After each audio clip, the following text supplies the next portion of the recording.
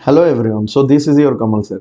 सो बच्चे, आज हम लोग जो एनसीईआरटी का जो सॉल्यूशन एंड क्वालिटेटिव प्रॉपर्टी का एक्सरसाइज का जो क्वेश्चन सॉल्व कर रहे थे, उनका तीसरा लेक्चर लेके आ चुके हैं। देखो, इससे पहले हम लोग 1 से लेके 20 तक क्वेश्चन ऑलरेडी सॉल्व कर चुके हैं। उनका लिंक डिस्क्रिप्शन बॉक्स में दिया गया है। जिन लोगों ने अभी तक नहीं देखे हो, अगर आपका उनमें से कोई भी क्वेश्चन में प्रॉब्लम है तो आप जाके पहले उन वीडियोस को देख सकते हो, आपको वहां पे उसकी सॉल्यूशन मिल जाएगी। आज जो शुरू कर रहे हैं वो 1.21, ठीक है। तो आज इस क्वेश्चन में देखते हैं क्या बोला गया है। देखो, बोला गया है कि two elements A and B forms compound having formula AB2 and AB4। देखो, बोल रहे कि एक ए और बी दो एलिमेंट है जो मिलके दो कंपाउंड फॉर्म कर रहे हैं। एक कंपाउंड फॉर्म कर रहे AB2 और एक कंपाउंड फॉर्म कर रहे AB4। चलो, अच्छी बात है, कोई दिक्कत नहीं। दूसरा क्या बोला, when dissolve in 20 gram of benzene, जब इन दोनों को मिला के हम लोगों ने डिसॉल्व किया 20 ग्राम बेंजीन में, 20 ग्राम बेंजीन में डिसॉल्व कर दिया गया, ठीक है। उसके बाद कहानी क्या है, बोल रहे हैं कि 1 gram of AB2 lowers the freezing point by 2.3 Kelvin, whereas 1 gram of AB4 lowers it by 1.3 Kelvin। जब इन दोनों को मिलाया गया तो AB2 का जो फ्रीजिंग पॉइंट है वो 2.3 केल्विन क्या हो गया, लोअर हो गया, डिक्रीज हो गया। और AB4 का कितना हुआ, 1.3 kelvin. The molar depression constant for benzene is 5.1 kelvin KG mole inverse. अब मोलर डिप्रेशन कांस्टेंट दिया गया, दैट मींस KF, इनकी वैल्यू दिया गया 5.1 kelvin KG mole inverse. Calculated the atomic mass of A and B. अब इनकी atomic mass हमें calculate करने के लिए बोला गया है। Got it my point. तो अब सवाल यह है कि कैसे इनको सॉल्व करें। तो देखो, पहली बात तो यह है कि मैं ऐसे इस क्वेश्चन को सॉल्व कर सकता हूं कि हमें बोला गया है एटॉमिक मास निकालना। हमें पता है कि किसी भी कंपाउंड में अगर सम ऑफ द एटॉमिक मास कर देते हैं तो हमें मिल जाता है मॉलिक्यूलर मास। तो अगर मैं इन दोनों कंपाउंड का पहले मॉलिक्यूलर मास पता कर लूं और मॉलिक्यूलर मास पता करने के बाद अगर मैं एटॉमिक मास निकालूं तो मेरे लिए आसान हो जाएगा। क्या मैं ये चीज कर सकता हूं? हम लोग कर सकते हैं। क्यों? क्योंकि हमारे पास बाकी जो इंफॉर्मेशन है वहां से कंपाउंड की मॉलिक्यूलर मास निकालना इजी है। देखो कैसे निकालते हैं। तो पहली बात तो है, मैंने क्या कर लिया, यहाँ पे दो केस बना दिया, एक AB2 के लिए और एक AB4 के लिए। तो पहली बात तो है फॉर AB2 हम लोग निकाल रहे हैं, फॉर AB2। अब AB2 के लिए हमारा टारगेट क्या है अभी निकालना, मॉलिक्यूलर मास। क्योंकि मैं मॉलिक्यूलर मास निकालूंगा तो मैं एटॉमिक मास कैलकुलेट कर सकता हूं इजीली। तो मॉलिक्यूलर मास कैसे निकालेंगे, हमें पता है कि delta TF, that means depression in freezing point जो होता है वो क्या होता है, KF मल्टीप्लाई टू मोलालिटी। अगर मैं मोलालिटी की वैल्यू यहां पे बिठा रहा हूं तो मैं बिठा रहा हूं weight of solute multiply two 1000 divided by molar mass of solute multiply two W1। देखो यहां पे ये जो W2 लिखा गया है ना, ये जो 2 लिखा गया है, तो हम लोग इस क्वेश्चन में ये कंसीडर करके चल रहे हैं कि 1 जो है हमारे पास है सॉल्वेंट, ठीक है, और 2 जो है हमारे पास हो गया सॉल्यूट। क्लियर है? तो हमें पता है कि मोलालिटी क्या होता है बच्चे, मोलालिटी होता है, मैं एक्चुअली मोलालिटी की वैल्यू यहां पे ये पुट करके रखा हूं। देखो मोलालिटी क्या होता है, number of moles of solute divided by weight of solvent in KG. तो मैंने लिख दिया वेट ऑफ सॉल्वेंट और नंबर ऑफ मोल्स को मैंने लिख दिया, नंबर ऑफ मोल्स का फॉर्मूला आपको पता है, given mass by molar mass. तो मैंने given mass by molar mass कर दिया। अब 1000 इसलिए मल्टीप्लाई किया हूं क्योंकि मोलालिटी की जो मेन फॉर्मूला है उसमें जो लिखा रहता है वो केजी में होता है, लेकिन हम लोग इसको ग्राम में कन्वर्ट कर लिया। जब ग्राम में कन्वर्ट करते हैं तो ऊपर 1000 देकर मल्टीप्लाई करते हैं, ये आपको पता है, तो मैंने इसीलिए 1000 देकर मल्टीप्लाई कर दिया। अब देखो यहां से हमें M2 को निकालना है। तो M2 क्या हो गया, M2 इक्वल टू, अगर मैं फॉर्मूला को सही करूं तो मैं लिख सकता हूं यहाँ पे, या रीअरेंज करूं तो यहाँ पे लिख सकता हूं KF multiplying to W2 multiplying to 1000, ठीक है, divided by delta TF multiplying to W1। अब देखो यहाँ पे KF की वैल्यू कितना बिठाऊं मैं, देखो KF की वैल्यू तो दिया गया ना 5.1, तो मैंने 5.1 बिठा दी, मल्टीप्लाइड बाय, अब वेट कितना है सॉल्यूट का, देखो सॉल्यूट का वेट जो दिया गया है वो 1 ग्राम है, क्योंकि हम इसको डिसॉल्व कर रहे हैं तो ये सॉल्यूट कितना है 1 ग्राम का है। चलो कोई दिक्कत नहीं, मल्टीप्लाई टू 1000 डिवाइडेड बाय, अब नीचे कितना है बच्चे, डेल्टा TF। अब डेल्टा TF की वैल्यू क्या है, नहीं तो बोल देगा ना, lower the freezing point by 2.3 kelvin. तो इतना तो आपका जो हो रहा है, क्या हो रहा है, डिक्रीज हो रहा है, तो डिक्रीज का वैल्यू कितना है 2.3 केल्विन, तो मैंने मल्टीप्लाई कर दिया। अब वेट ऑफ सॉल्वेंट, अब सॉल्वेंट कितना है यहाँ पे, यहाँ पे हमारे पास ज्यादा किसके अंदर डिसॉल्व कर रहे हैं हम लोग, बेंजीन के अंदर, तो ज्यादा अमाउंट में कौन है, बेंजीन। तो 20 ग्राम जो है वो हमारे पास वेट ऑफ सॉल्वेंट हो गए। अब देखो अगर मैं इसको कैलकुलेट करूं तो हमें क्या मिल जाएगा, हमें मिल जाएगा M2। तो हम लोग अगर इसको कैलकुलेट करेंगे तो M2 मिलेगा हमारे पास कितना, देखते हैं। देखो ये गया 50, अब 50 50 250, 250 डिवाइडेड बाई 2.3, तो ये कुछ आ जाएगा तेरा 110, मतलब 110 पॉइंट आ जाएगा 86 ग्राम पर मोल, जब तू इसको कैलकुलेट करेगा। क्लियर है। अभी हम लोग दूसरे में चलते हैं, तो सिमिलरली हम लोग ये बता सकते हैं कि सिमिलरली हमारे पास दूसरा वाला कंपाउंड जा रहा है, तो फॉर AB4 टाइप, तो AB4 के लिए अगर मैं जाऊं तो यहां पे भी हमें क्या निकालना है, M2।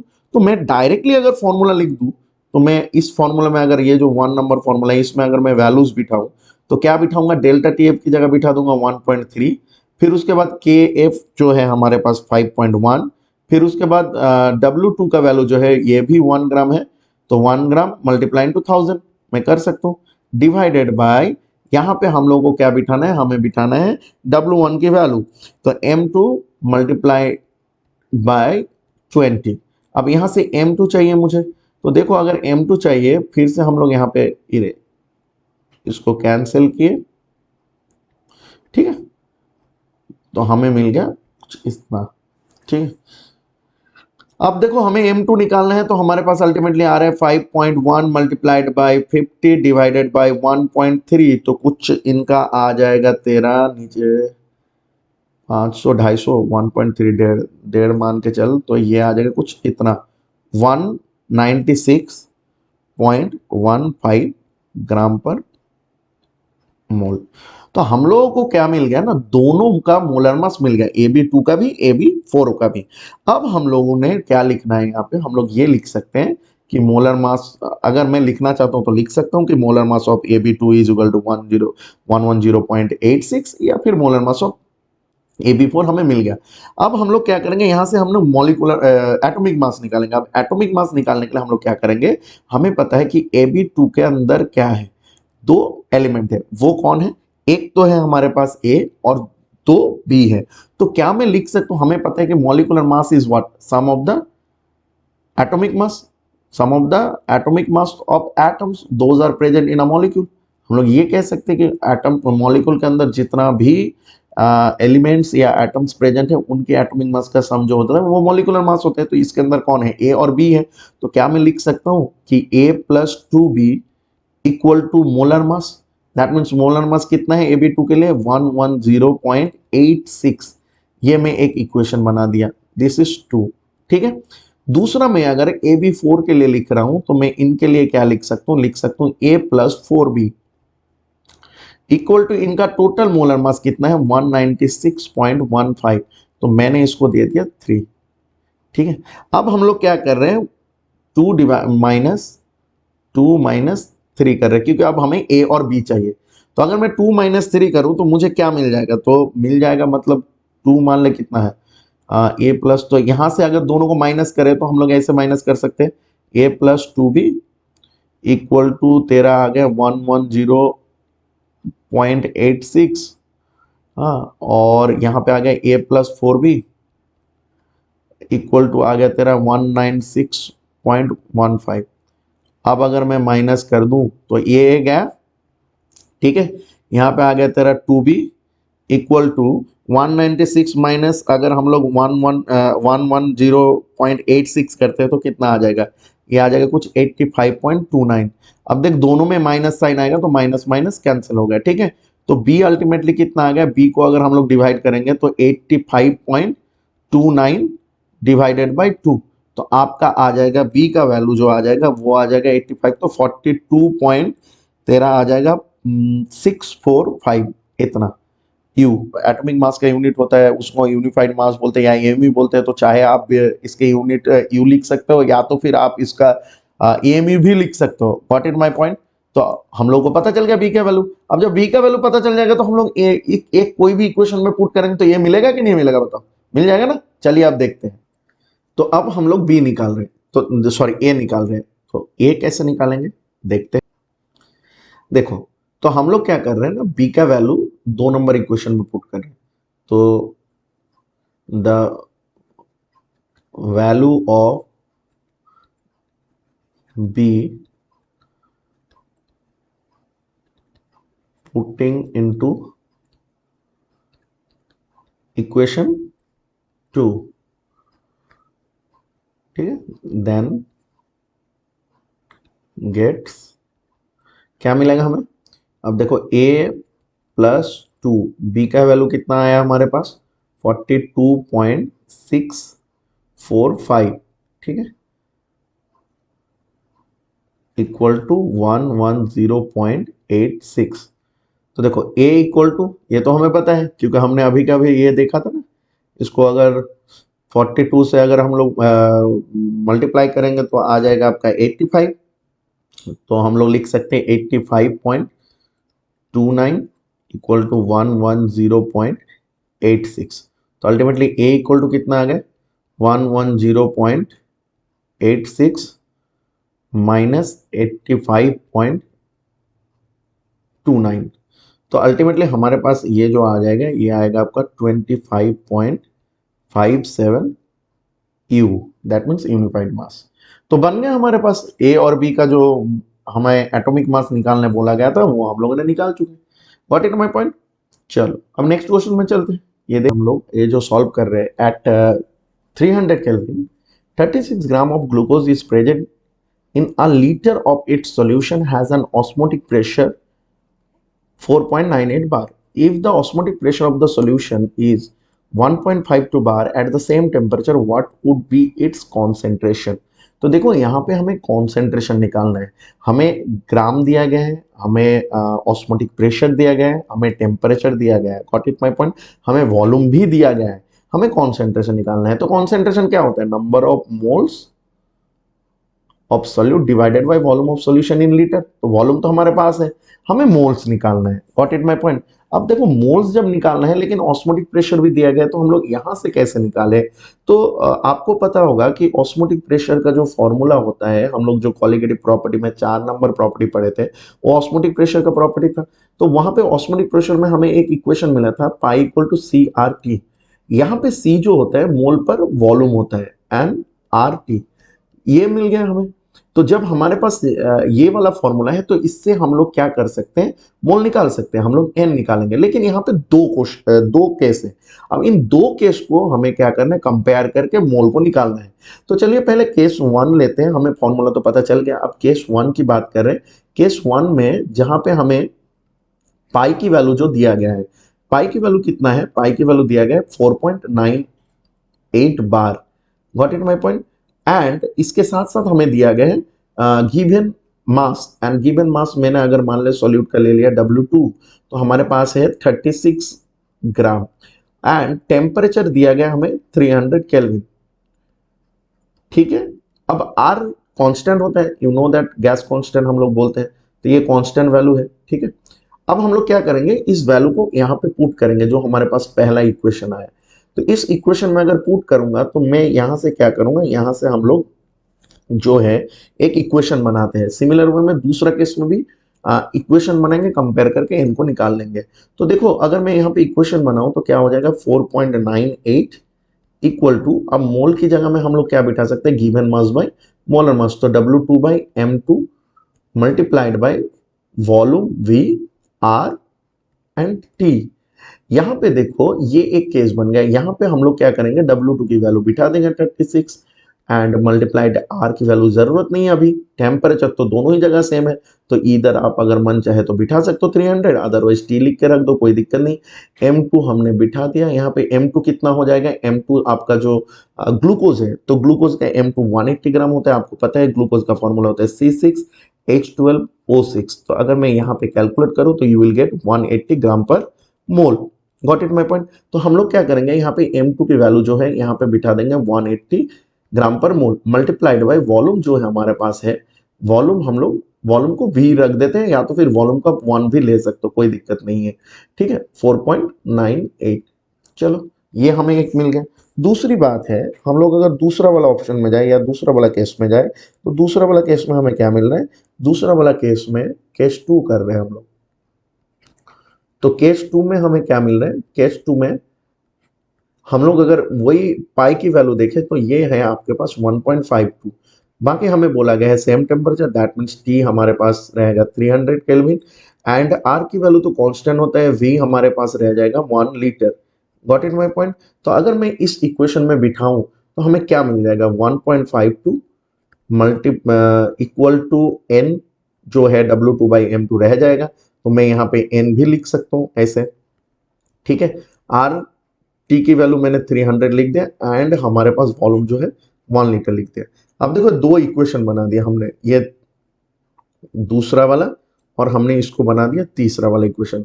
अब इन दोनों को कंपेयर करते हैं, दैट मीन्स हम लोग इनको क्या करेंगे, डिवाइड कर देंगे। तो डिवाइड अगर कर रहा हूं मैं तो हम लोग लिख सकते हैं डिवाइड इक्वेशन 3 बाई इक्वेशन 2। तो हमें क्या मिलेगा अभी देखते हैं, ठीक है। तो अगर मैं डिवाइड करूंगा तो I will get 1.52 divided by 4.98 equal to यहाँ पे n multiplied by r multiplied by 300 divided by, अब इनकी वैल्यू क्या है, हमारे पास आ गया 36 multiply into r multiply into 300 and ऊपर मल्टीप्लाइड होके 180 आ गया। क्योंकि जब इनको डिवाइड करेंगे तो नीचे 180 था तो वो ऊपर चला जाएगा। तो अल्टीमेटली हम देखो हम लोग यहाँ पे कर सकते हैं कि आर आर और 300 तो कैंसिल हो गए। अब देखो जो हमारे पास यहाँ पे है आपका 36 और 180 और इनको, तो अब अगर इनको सॉल्व करेंगे तो हमारे पास कितना आएगा, चलिए देख, ठीक है। तो देखो यहाँ पे 36 को अगर हम लोग यहाँ पे डिवाइड करें तो ये कितना आ गया 5। अब अगर हम लोग लिखेंगे तो क्या लिखेंगे, 5n इक्वल टू, अगर मैं 1.5 और नीचे 4.9 मतलब 1.5 डिवाइडेड बाई 5 मान के चल, तो अगर डिवाइड करूंगा तो कितना आ जाएगा, 0.30 आ जाएगा।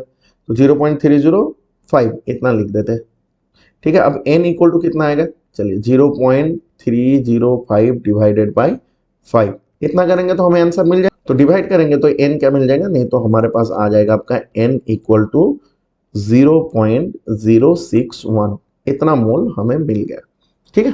जब हमें इतना मोल मिल गया तो अब हमें क्या चाहिए, कॉन्सेंट्रेशन चाहिए।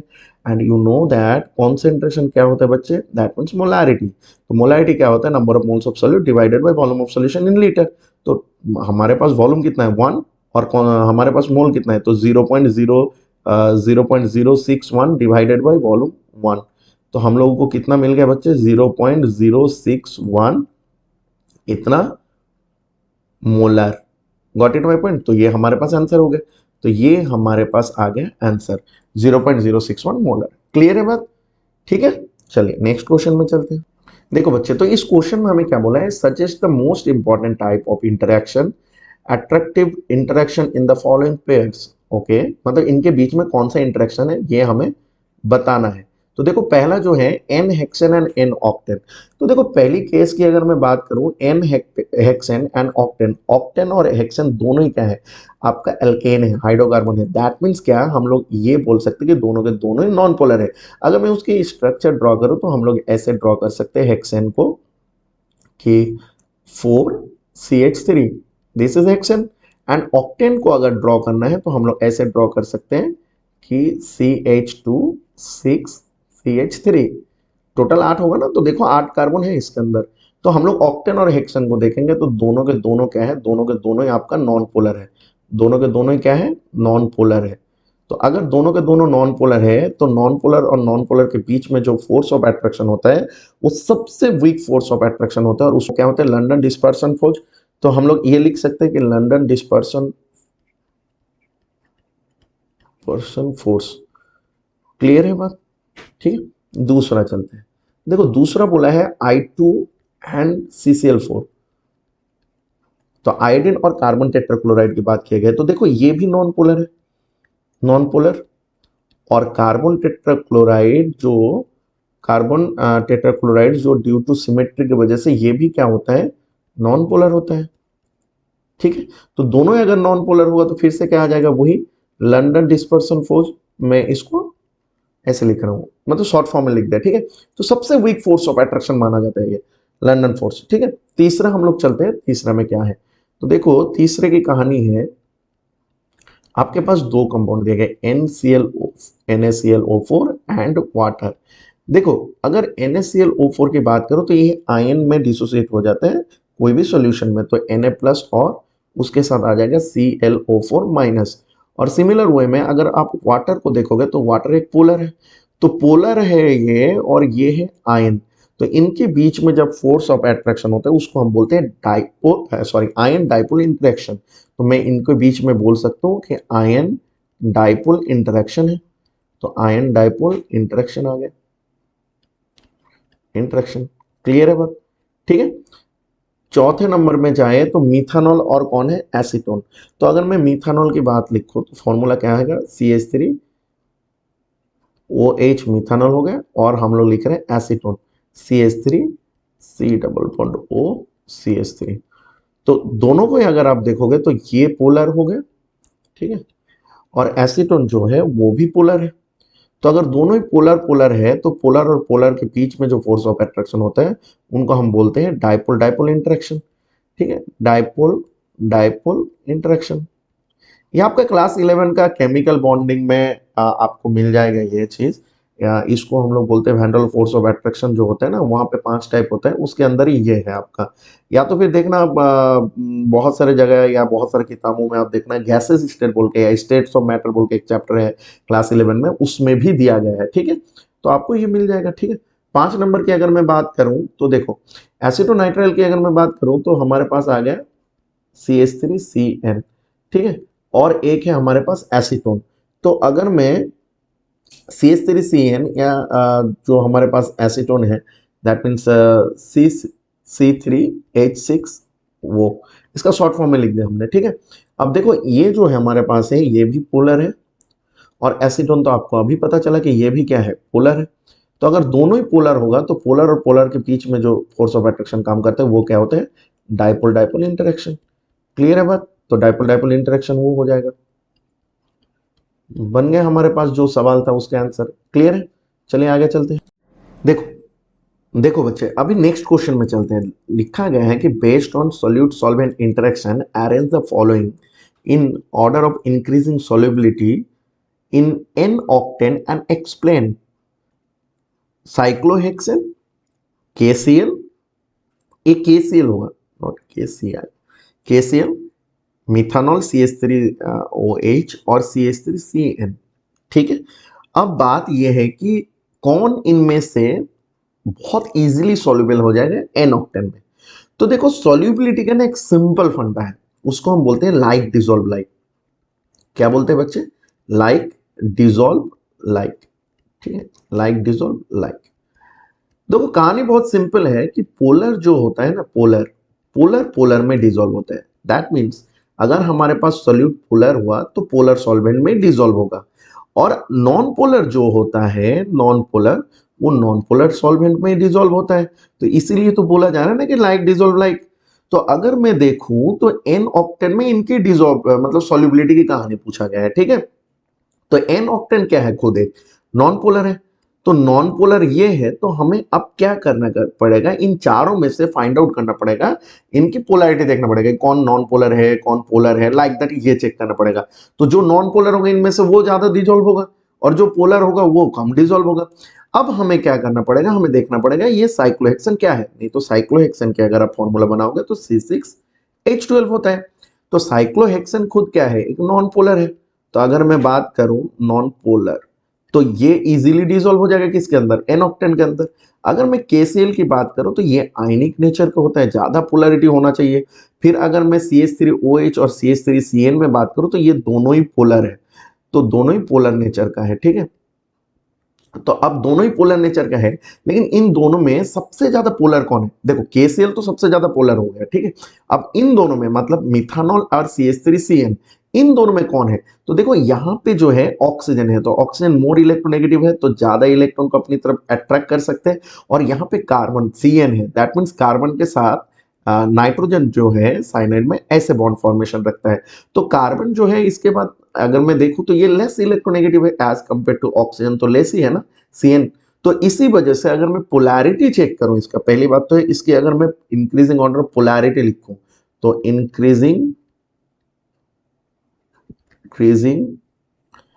ऑर्डर ऑफ पोलैरिटी या इंक्रीजिंग ऑर्डर ऑफ पोलैरिटी। तो अगर मैं देखूं तो इंक्रीजिंग ऑर्डर ऑफ पोलैरिटी अगर देखेंगे तो सबसे ज्यादा जो पोलर होता है वो KCl होता है। फिर उसके बाद हमारे पास जो आ जाएगा वो आ जाएगा आपका CH3OH। फिर उसके बाद जो आ जाएगा CH3CN एंड लास्ट में आएगा आपका साइक्लोहेक्सेन।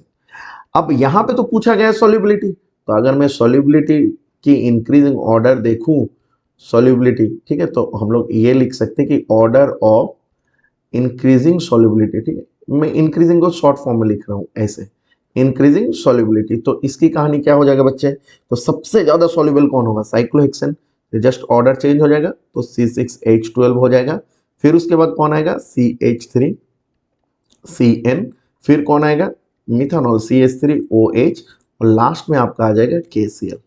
क्लियर है बात, गॉट इट माय पॉइंट। तो ये क्वेश्चन का ये आंसर है, ठीक है। तो नेक्स्ट सवाल में चलते हैं फिर हम लोग। देखो अब 1.25 में क्वेश्चन क्या पूछा है, बोल रहे हैं amongst the following compound identify which are insoluble, partially soluble and highly soluble in water।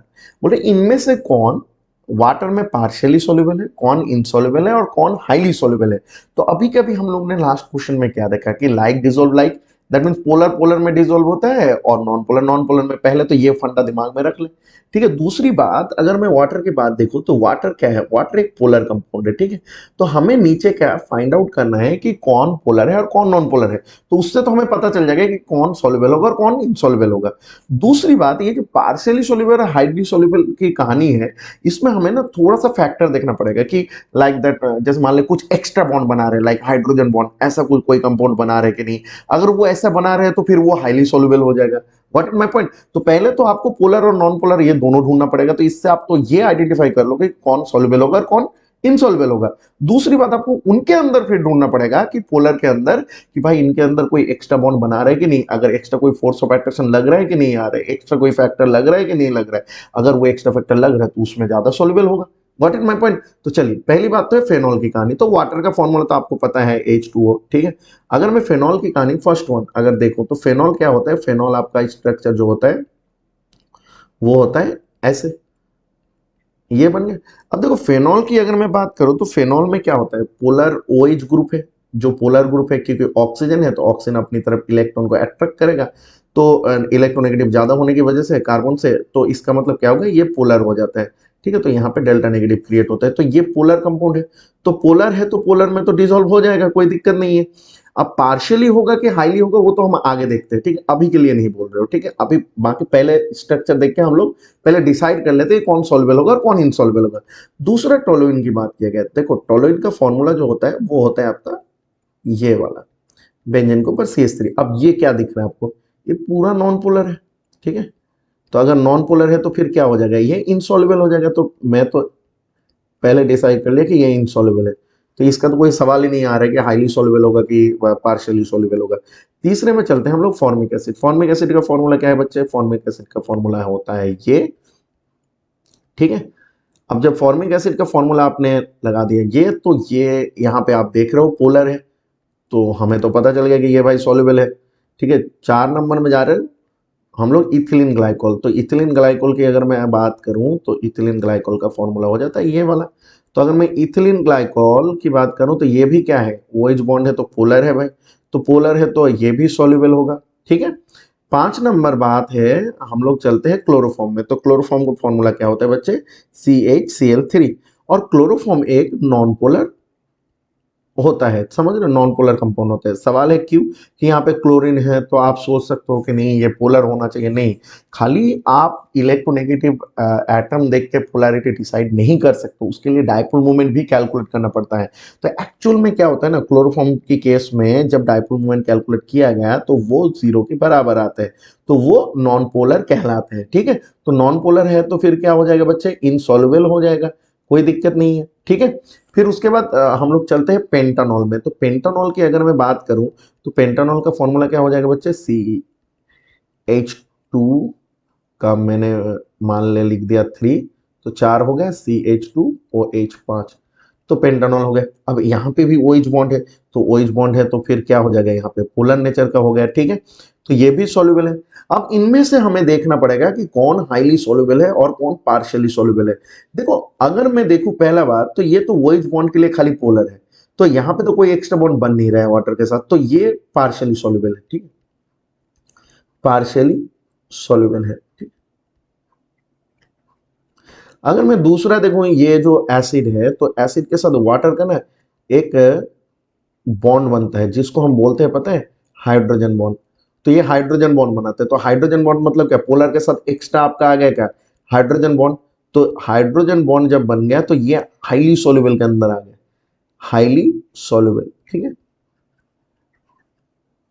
Highly soluble.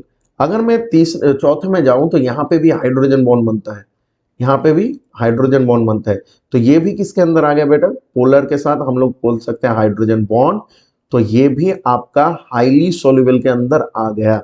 लेकिन ये तो नॉन पोलर है, 5 नंबर। 6 नंबर में जाऊंगा तो यहाँ पे ओइज बॉन्ड है, खाली पोलर नेचर का है, तो फिर क्या आ जाएगा, खाली ये आपका पार्शियली आ जाएगा, partially soluble, partially soluble. Clear है बात, समझ में आ गया कि कौन ज्यादा सॉल्युबल है, कौन कम सॉल्युबल है, और कौन एकदम ही सॉल्युबल नहीं है। तो हमें पता चल गया इसका आंसर क्या है, ठीक है। चलिए नेक्स्ट क्वेश्चन में चलते हैं। देखो नेक्स्ट क्वेश्चन में बोला गया है कि if the density of some lake water is 1.25 gram per litre and contains 92 gram of Na plus ion per kg of water, calculate molality of Na plus ion in the lake। देखो बच्चे, molality calculate करने बोला है, तो molality के formula तो पहले समझ लो। फॉर्मूला क्या है, number of moles of solute. मैंने मान के चल रहा हूँ ए इज द सॉल्वेंट। कुछ कुछ जगह देखना, मैं बात यह है कि आप एक चीज समझ लो कि बहुत सारे जगह देखना कि आपका ए जो है, आप देखना, उसको सॉल्वेंट माना जाता है, बी को सोल्यूट माना जाता है। ये कॉमन है, ये केमिस्ट्री में हर जगह आप मान के चलते हो, ठीक है। और दूसरी बात, या तो कुछ कुछ जगह देखना 1 और 2 भी मानते हैं, तो 1 को मान लिया जाता है आपका सॉल्वेंट, और 2 को मान लिया जाता है आपका solute. Got it my point. तो अभी जो बात है, अब हम लोगों को बोल रहे हैं मोलालिटी। तो मोलालिटी हमें पता है, number of moles of solute divided by weight of solvent in KG, हमें पता है केजी में, ठीक है। अब देखो यहां पे हमें तो एक चीज गिवन है कि 92 ग्राम ऑफ Na प्लस, और ऊपर से हमें वेट ऑफ सॉल्वेंट भी गिवन है। तो मैं तो यहाँ पे डायरेक्टली फॉर्मूला में बिठाऊंगा तो हमें वो हो जाएगा। तो मैं क्या कर लूंगा ना, पहले मोल निकाल लूँ। तो नंबर ऑफ मोल्स ऑफ, हम लोग बोल रहे हैं number of moles of Na plus आइन। Na प्लस आइन की पहले मोल निकालने रहो। तो मोल क्या है, given mass by molar mass. तो गिवन मास कितना है बच्चे, 92 ग्राम। और मोलर मास कितना होता है सोडियम का, 23 ग्राम पर मोल, यही होता है ना। तो अगर मैं देखूं तो इन दोनों को डिवाइड करें तो 3 4 आ जाएगा, 4 मोल आ जाएगा। तो 4 मोल आ गया। अब हमें मोलालिटी की बात चल रही है, तो मोलालिटी हमें तो मिल गया, number of moles of solute कितना है, 4 मोल। और weight of solvent in KG, देखो गिवन है कितना वेट है वाटर का, सॉल्वेंट का। तो वेट जो है WA मान ले, लिख रहा हूं मैं, ये कितना दिया गया है, 1 kg। तो मैं अगर यहाँ पे 1 kg बिठा दूं तो हमारे पास जो आंसर आ जाएगा वो कितना आएगा बच्चे, वो आ जाएगा 4 मोल पर kg। या तो फिर आप लोग लिख सकते हो इसको स्मॉल m। तो मोलालिटी हमारे पास आ गया 4 मोल पर kg। Got it my point, clear है बच्चे, आगे चले, ठीक है, इसको लिख ले फटाफट, नेक्स्ट क्वेश्चन में चलते हैं। देखो क्वेश्चन दिया गया है कि if the solubility product of CuS is 6 × 10⁻16 solubility product. बच्चा ये ना क्लास 11 की आयनिक इक्विलिब्रियम के साथ रिलेटेड है, जिसको हम बोलते हैं KSP सोल्युबिलिटी प्रोडक्ट, ठीक है। Calculate the maximum molarity of CuS in aqueous solution. Okay, molarity calculate करने बोला है, मैक्सिमम मोलारिटी। अच्छा यहाँ पे ना एक बात आपको समझना जरूरी है, अगर मैक्सिमम मोलारिटी CuS का कैलकुलेट करने बोल रहा है और ऊपर से सॉल्युबिलिटी प्रोडक्ट दिया गया है, इसका मतलब आपको ये समझाया जा रहा है कि ये जो मैक्सिमम मोलारिटी आप कैलकुलेट करोगे, इसका मतलब कितना मैक्सिमम सॉल्युबल हो रहा है CuS उस सॉल्यूशन में, वो पहले कैलकुलेट करना है, क्योंकि ये दोनों बात एक ही है। तो अगर मेरे को मैक्सिमम मोलारिटी की बात पूछ रहे हैं क्वेश्चन में, तो हम लोग इस सॉल्युबिलिटी प्रोडक्ट से एक चीज और जानते हैं, सॉल्युबिलिटी। तो हम लोग क्या करेंगे ना, पहले इस CuS की सॉल्युबिलिटी को निकालेंगे। तो CuS की अगर सॉल्युबिलिटी निकालेंगे तो वही बात आ गया कि मैक्सिमम मोलारिटी मतलब क्या है, मैक्सिमम कितना डिसॉल्व हुआ, तभी तो हम मोलारिटी निकाल सकते, मतलब उतना ही उसकी कॉन्सेंट्रेशन होगी। तो बात वही है, आपको ये बात पहले तो अंडरस्टैंड कर लेना है कि maximum maximum molarity molarity of CuS in aqueous solution is equal to solubility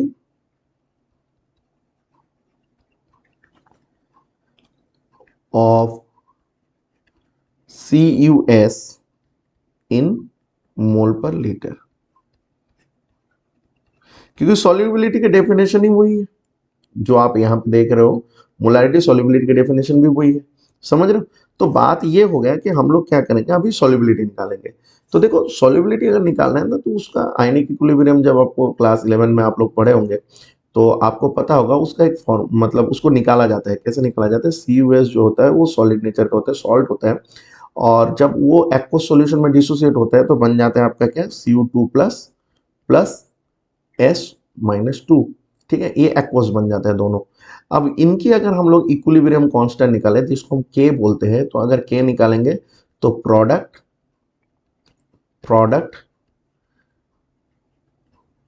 का मल्टीप्लीकेशन डिवाइडेड बाय रिएक्टेंट का कॉन्सेंट्रेशन बोलते हैं। तो रिएक्टेंट कौन है, CuS। तो देखो सॉलिड का कॉन्सेंट्रेशन ना कितना होता है पता है, 1। सॉलिड का और प्योर लिक्विड का कॉन्सेंट्रेशन जो होता है वो 1 होता है।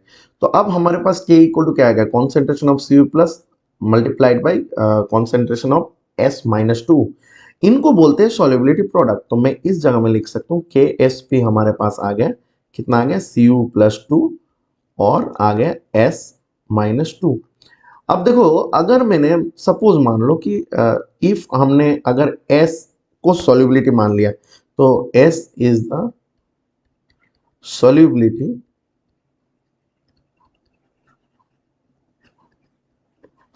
in solubility of CuS in copper sulfide in मोल पर लीटर। देन हम लोग क्या लिख सकते हैं, देन फॉर्मूला जो होता है KSP equal to Cu+2 S-2। अब इनकी सॉल्युबिलिटी हमने S ले लिया, इनकी भी सॉल्युबिलिटी S है, तो हमारे पास आ गया क्या, S² KSP। अब देखो हम लोग यहां से S इक्वल टू क्या लिख सकते हैं, √ KSP। अब देखो बच्चे, अब देखो हमें गिवन क्या है, हमें KSP का वैल्यू गिवन है, समझ रहे। तो S हमें निकालना था, तो S इक्वल टू √6 इंटू 10⁻⁻16। क्या मैं लिख सकता हूँ, ये वाला देख ले, लिख सकता हूँ। तो अब तू देख ले, यहाँ पे अगर हम लोग 10⁻⁻16 का अंडर रूट करेंगे तो आ जाएगा 10⁻⁻8, और 6 का अंडर रूट करेंगे मतलब आ जाएगा तेरा 2.45। तो हमारे पास कितना आ गया सॉल्युबिलिटी, इतना। तो इतना मोल पर लीटर, यही हमारा क्या हो गया, मोलारिटी। तो मोलारिटी भी तो मोल पर लीटर होता है ना। गॉट इट माय पॉइंट और नॉट, क्लियर है बच्चे। चले नेक्स्ट क्वेश्चन में चलते हैं। देखो बच्चे नेक्स्ट क्वेश्चन क्या है, बोल रहे calculate the mass percentage of aspirin in acetonitrile when 6.5 of aspirin is dissolve in 450 gram of acetonitrile. अच्छा मास परसेंटेज निकालने बोला है। देखो बच्चे पहली बात तो गिवन क्या है हम लोग थोड़ा देख लेते हैं। तो गिवन है हमारे पास, गिवन क्या है, मास ऑफ एस्पिरिन गिवन है। तो मास ऑफ एस्पिरिन कितना है हमारे पास, आ गया आपका 6.5 ग्राम। एंड अगर मैं निकाल लू मास ऑफ, और एक चीज गिवन है, मास ऑफ एसीटोनाइट्राइल, ये आ गया आपका 450 ग्राम। ठीक है, तो ये दोनों का मास गिवन है। अब हमें मास परसेंटेज की बात करें तो मास परसेंटेज क्या होता है, मास परसेंटेज, मास परसेंटेज की अगर मैं बात करूं तो ये आपका होता है mass of any component, mass of any component, short form में लिख रहा हूं, डिवाइडेड बाय टोटल मास